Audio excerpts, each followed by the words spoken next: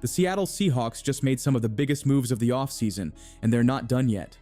Over the past few days, the team has cut multiple key players, signaling a major shift in their approach. The most shocking move? The release of Tyler Lockett, a veteran wide receiver who's been a reliable playmaker since 2015. For nearly a decade, he was one of Seattle's most consistent weapons, but last season, his production dropped to just 600 yards and 2 touchdowns, his lowest since his rookie year. With Lockett gone, it's clear that Seattle is looking ahead, but that's just the beginning of their roster shakeup. The Seahawks aren't just parting ways with aging veterans. They're making tough decisions about the core of their team. Reports are flying that DK Metcalf could be next, as Seattle is open to trade offers for their star wide receiver. Metcalf has been a game-changer since he entered the league, using his rare combination of size and speed to dominate defenses. But with only 1 year left on his contract, teams aren't just looking at what he brings on the field, they're factoring in the cost of a potential extension. If the Seahawks pull the trigger on a deal, their offense will look completely different next season, and that raises a bigger question. What's their plan moving forward? Seattle is at a crossroads. Are they gearing up for a full rebuild, or are they trying to stay competitive while retooling the roster? With a brand new head coach in Mike McDonald and a revamped coaching staff, the team is clearly shifting its identity. But without Lockett, and possibly without Metcalf, they'll need a fresh plan on offense. That brings us to Jackson Smith-Njigba, the young receiver they drafted to be the future. Can he step into a bigger role, or will Seattle be forced to make another big move?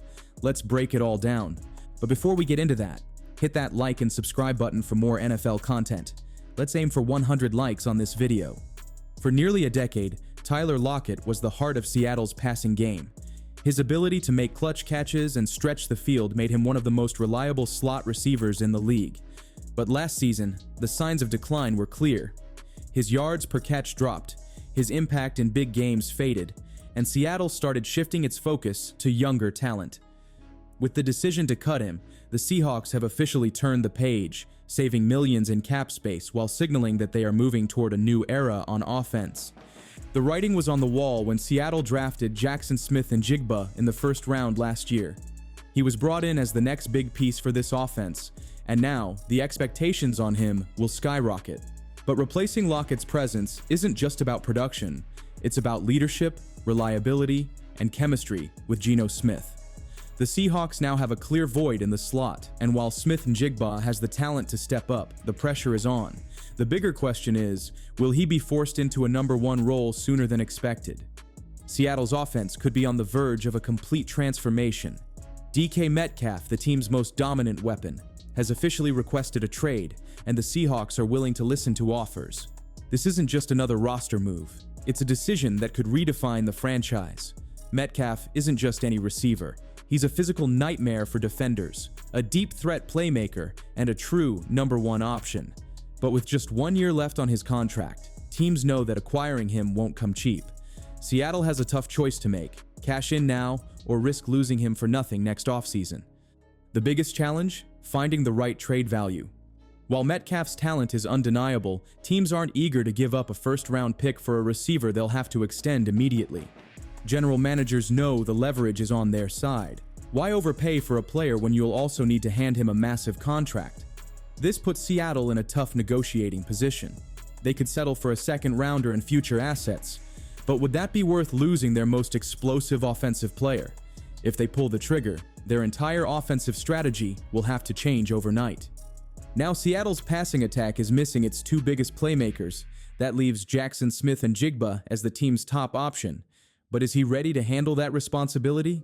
Last season, he showed flashes of brilliance, racking up 1,013 yards and 6 touchdowns, but he benefited from having Metcalf and Lockett drawing defensive attention. Now, if Metcalf is traded, Smith-Njigba will face double coverage for the first time in his career, and the lack of proven weapons around him could make life even tougher. Beyond Smith-Njigba, the options are thin. Jake Bobo is a solid possession receiver, but he lacks the athleticism to stretch the field.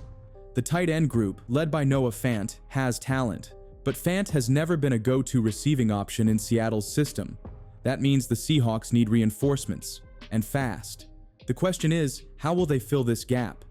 Free agency could provide options, but the top wide receivers available, like Mike Evans and T. Higgins, are either expensive or already locked into deals. That leaves the NFL draft, where Seattle could target a young receiver to develop alongside Smith and Jigba. But even if Seattle adds another receiver, it won't solve everything. This offense is facing a much bigger question: who will be throwing them the football? Geno Smith has been solid, but he's not a long-term answer. With the Seahawks in transition, they must decide if he's the right quarterback to lead this new-look offense. Let's break down what's next for Geno Smith and Seattle's future at quarterback. Seattle has a big decision to make at quarterback. Geno Smith has been solid since taking over as the starter, but is he good enough to lead this team through a rebuild? Last season, his numbers were respectable: 4,320 passing yards, 21 touchdowns, and 15 interceptions, but the offense still struggled to stay consistent. At 33 years old, he's not a long-term answer, and with the Seahawks reshaping their roster, they have to decide if keeping him is the right move or if it's time to start looking for their next franchise QB.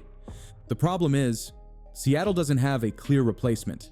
There's no young quarterback waiting in the wings, and this year's draft class is top-heavy, meaning the best prospects will be gone by the time the Seahawks are on the clock. That leaves them with two options: stick with Geno for now, or find a mid-round quarterback to develop behind him. If they choose to keep him, they'll need to structure a contract that keeps them flexible. A short-term extension would allow them to stay competitive while still leaving room to move on when the time is right. But regardless of who's under center, the Seahawks must fix their offensive line to have any chance of success. Last season, protection was a major issue, especially at right tackle, where injuries kept Abraham Lucas off the field for most of the year. Without a stable line, even the best quarterbacks would struggle to produce. That brings us to the next major challenge: Seattle's need to rebuild the trenches, starting with their offensive front. Let's break it all down next. Seattle's biggest change this offseason isn't just about the roster, it's about the new head coach, Mike Macdonald. After years of defensive inconsistency under Pete Carroll, the Seahawks are betting on one of the brightest defensive minds in the game.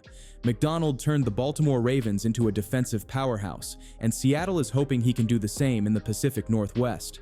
His system focuses on fast, versatile defenders and a relentless pass rush, which means we could see a completely different Seahawks defense in 2024. The good news? The foundation is already in place. Leonard Williams led the team with 11 sacks, proving he's still a dominant force up front. Derek Hall and Jaron Reed provide additional pass rushing support, while first-round pick Byron Murphy showed flashes of being an elite interior presence, if he can stay healthy. The real strength of this defense, however, is the secondary. Tariq Woolen and Devin Witherspoon form one of the best young cornerback duos in the league, giving Macdonald two physical, aggressive playmakers to build around. But even with all this talent, there's still work to be done. Seattle must find a long-term answer at safety and add depth at linebacker to solidify the middle of the defense.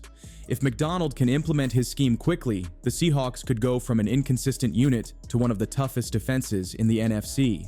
But the defense can only do so much. The real question is whether the offense will be good enough to compete next season. With all the roster moves, what's the Seahawks' overall direction? Are they still a playoff contender, or is this the start of a rebuild? What do you think the Seahawks should do? Should they trade DK Metcalf and start rebuilding, or should they keep him and make one last push for the playoffs? Drop your thoughts in the comments below. If you enjoyed this breakdown, hit that like button and subscribe for more in-depth NFL analysis. Stay tuned. This offseason is just getting started.